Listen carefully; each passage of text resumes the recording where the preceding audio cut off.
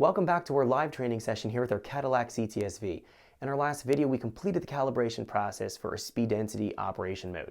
Now this video, we're going to be focusing on doing the mass airflow calibration process, making sure that it's registering the proper amount of airflow that we saw when we were doing the tuning in our speed density mode. We need to make sure that they're going to be pretty much in line with each other so that if we want to work with the MAF or the map sensor in the dynamic blend mode, that's what we're going to be exploring also in this video, it's going to be able to go between either and have proper amount of air mass or airflow registration. This is extremely important so we have good drivability and we're not going to find that the fuel delivery and the spar timing delivery are going to be off. So we're going to look at the entire process here from start to finish, going in, working with the mass airflow, working with the dynamic blend mode, and then completing the calibration process here. It's actually really simple. Let's jump into our live training session here so we can get started. Welcome back to our live training session here with our Cadillac CTSV. In our last video, we have our engine up and running and tuned in the speed density operation mode. We've done our idle, part throttle, and wide open throttle tuning. Now we're ready to take a look at the process for doing the mass airflow calibration and then going in and setting our dynamic blend point so that it can switch between our speed density operation and our mass airflow operation at any given time, how exactly GM programmed the ECU in the very first place. So we're just going to be mimicking what GM's done, recalibrating everything so it's going to be all in line with this new camshaft that's been installed and all the bolt-on parts that have been added to the car. So what we've done in the last video, we went back in here. Let's just quickly review this. Previously in our airflow here under dynamic, we had our high RPM disable here set to 9,000.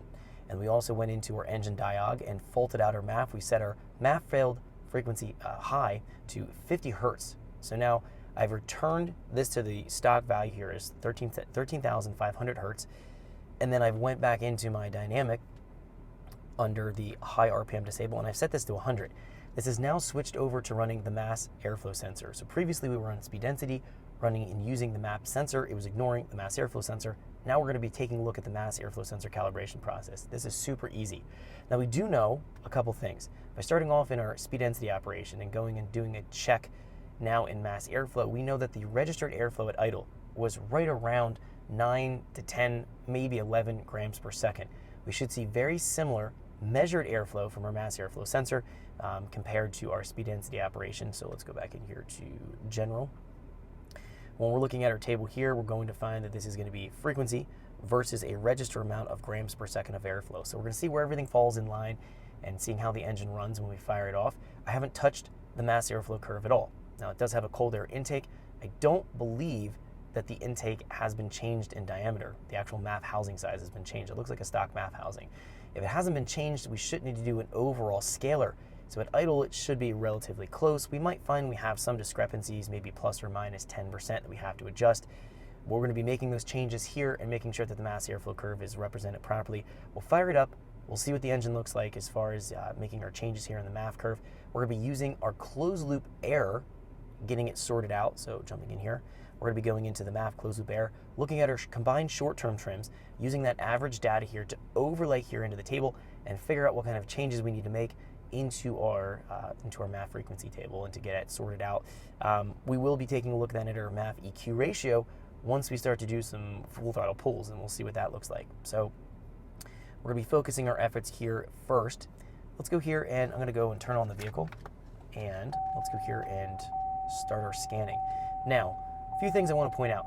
Dynamic airflow is now going to be showing us whatever the MAF sensor is going to be registering filtered. So the dynamic airflow is always a filtered map or MAF signal as it's coming in. It needs to be filtered. It needs to go through filter calculations so that it's going to be steady airflow. We don't want to find that it's erratic in its registration because that's what it uses, the ECU uses, to determine what the air mass is going to be and determine what the fuel and the proper fuel and spark delivery is supposed to be to the engine. So if we take a look down here, we're going to find now that the mass airflow is showing here, and we have it in pound per minute. Let me switch this back to units. Let's switch it back to grams per second.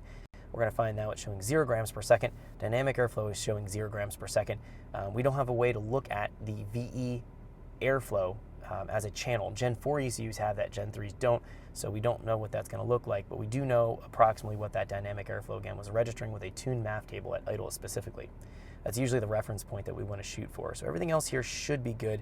We shouldn't have to go and do anything with your idle control tuning. All that's been sorted out ready on our speed density mode.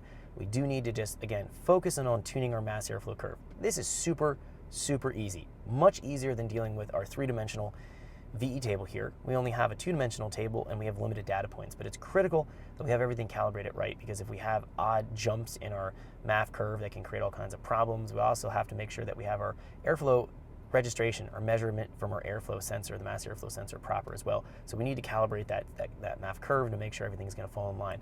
Let's fire it up right now. Let's see what it's going to look like, see what's going to do. I have no idea what's going to happen here, so we'll try to fire it. Thanks for checking out our teaser clip. If you want to see the rest of this video and more than 500 hours of current EFI training we have to offer, make sure you click right here. If you want to go and check out more teaser clips from this training course, click here. And you don't want to miss any of the videos we're going to be releasing on this channel, so make sure you subscribe and click here. Thanks for watching, and I'll see you guys later.